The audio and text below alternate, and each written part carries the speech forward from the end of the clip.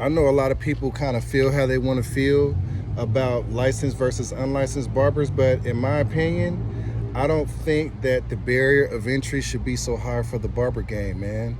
You know, it took me 3,200 hours and 2 years to get my barber license.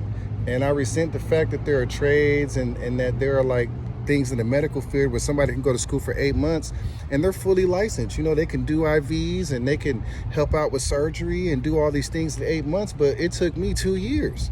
And I resent that. You know what I'm saying? I don't think the way we do licensing now is the best way to do it. You know, in my opinion, barbering would be a lot more like food safety courses. You know, you want to work in the kitchen, you take a food safety course, you get a food safety card when you pass.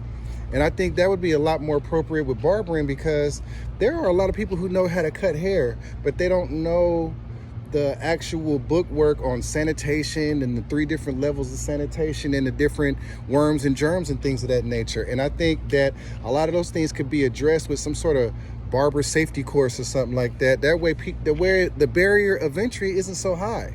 You know, it wouldn't be so many unlicensed barbers if somebody can take a barber safety course and learn how to protect their clients. You know what I'm saying? Because one thing I will say is that nobody I know learned how to cut hair in barber school.